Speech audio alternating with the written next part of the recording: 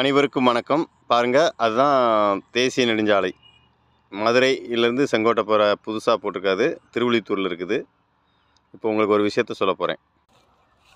இந்த இடத்துல கல் ஊனியிருக்காங்க. நேஷனல் இந்த தேசிய நெடுஞ்சாலையில் உள்ளவங்க இங்கே எனக்குள்ளே கல்லை ஊனியிருக்காங்க. அது பிடிங்கிட்டாங்கன்னு வச்சுங்களேன். இது வயல்காரங்க பிடிங்கிட்டாங்கன்னே வச்சுக்கிடுவோம். அதுக்கடுத்து இன்னொன்று பாருங்கள். இங்கே பாருங்கள், அந்த கல் இங்கே இருக்குது. அதாவது இது பக்கத்தில் பள்ளிக்கூடம் இருக்குது. இந்த பள்ளிக்கூடத்தெல்லாம் பாதிக்கலை, ஆனால் பள்ளிக்கூடத்தோட முகப்பை தான் பாதிச்சிருக்கு. பாருங்கள், இந்த இடத்த விட்டுட்டு இது ஒரு கல்,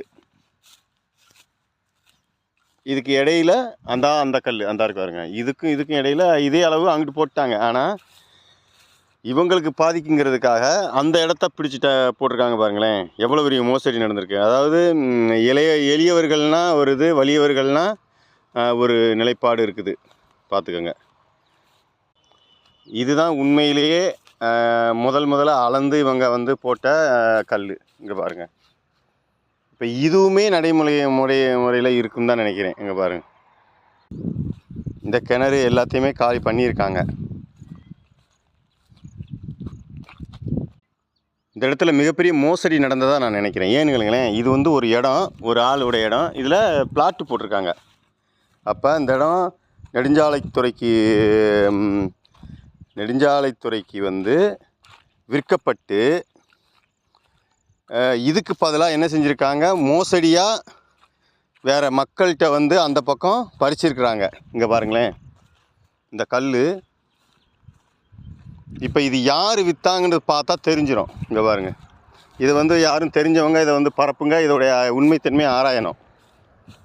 இங்கே பாருங்கள், இது ஒரு கல். இது நெடுஞ்சாலைத்துறைக்கு ஓரத்தில் இருக்குது. இது மேற்கு கரையில் உள்ள கல். மன்னிக்கவும், இது கிழக்கு கரையில் இந்த கல். அது மேற்கு கரையில், மேற்கு பக்கம் இருக்க கல். அதுக்கிட்ட தெரியுது, அந்த கிணத்துக்கிட்ட தெரியுது பாருங்க. இப்போ இந்த ரெண்டுக்கும் இடைப்பட்ட இடத்த பிளாட்டு போட்டு விற்றுருக்காங்க. பாருங்கள், எவ்வளோ பெரிய மோசடி நடந்ததுன்னு நான் நினைக்கிறேன். கட்டாயம் நடந்திருக்கு. இதுக்கு முன்னால் மரம் இருக்குது, மரத்தை இது பண்ணுறதுக்காக பண்ணியிருப்பாங்கன்னு நான் நினைக்கிறேன். ஆனால் இந்த இடத்துல இதுக்கு கிழக்கிட்டு அப்பாவி மக்களுடைய இடம், அதனால் அதை பறிச்சிட்டாங்கன்னு நினைக்கிறேன். அப்போ ஒன்றுக்கு 2 இடத்தையும் பறிச்சுக்கிட்டு இதாக பிளாட்டு போட்டு விற்றுட்டானு. இதுதான் என்னுடைய கருத்து. இது உண்மைத்தன்மையை ஆராயணும். உங்களுடைய கருத்து இருந்தால் சொல்லுங்கள்.